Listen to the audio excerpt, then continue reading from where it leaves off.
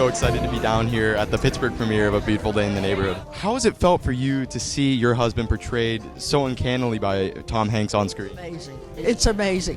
And you know, when I first saw the first picture of it, I looked and I went, kind of gasped. And then I thought, oh, it's Tom Hanks, you know.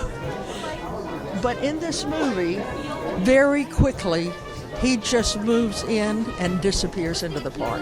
And I never thought much that it wasn't Fred there. He's amazing. I think you're going to find it. So. That is quite amazing, and I'm looking forward to seeing that. So could you tell us one thing that you think everyone could learn from your husband and by watching this movie? I think that he'll see it as part of it. I talked with your friends about this. He gave us all an assignment a while back, and it was to make goodness attractive. And I think this movie does a great job of that. That's amazing. How has working on this film about such an iconic children's icon been different than any other work that you've done in the past? You know, the level of pressure was higher in certain ways. I guess I knew that this was something that a lot of people were going to feel like Mr. Rogers is sort of theirs. Everyone feels really personally connected to him, and I wanted to make sure I was doing them proud. But I had to also realize that just as an artist, I was never going to be able to please everybody. I had to make the Mr. Rogers movie that felt right to me and felt true to me. And if I tried to make one that was everything to all people, I would fail. So ultimately, that was the voice I had to quiet in my head. So like you just said, everyone seems to have such a personal and intimate connection to Mr. Rogers. Has Mr. Rogers and his lessons influenced you in any way, either before your work on this film or during? Oh, totally. I mean, having his wisdom in my ear has been something that has been such a gift, and I feel like I will try to take with me for the rest of my life. I think, you know, I'm a mom, I'm raising a little kid. The patience, the listening, the empathy, trying to look at kids and say, like, whatever you're feeling, you're experiencing is valid, and you're worthy of love, just as you are. Come on.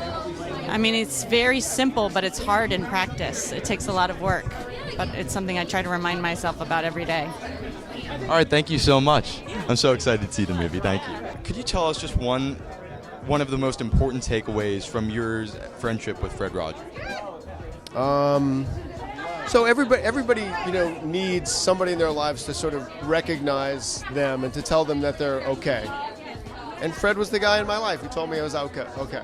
You know, I mean, he was a good man who told me that I was good. You know, he never let me forget that. He never let me forget that he liked me, that he thought I was special. All of the things that he told everybody, he told me personally. And you know, there's a great power to that. There's a great, it's kind of liberating in its own way, and it's a powerful process.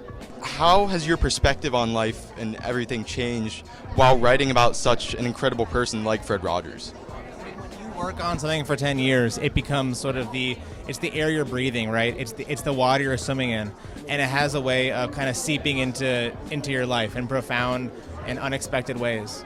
When we began this project, Noah was the father of a toddler who would not listen to a thing that he said. And he put on a YouTube clip of Fred Rogers, and all of a sudden she began to listen to him in a way that she never had and maybe never would again. And then for me, I had a 3-year-old on set who was FaceTiming with the puppet of Daniel Tiger. Fred Rogers has taught us not just how to make a better movie, but also how to be better parents. That's quite amazing, I think. All right, thank you so much. I appreciate it.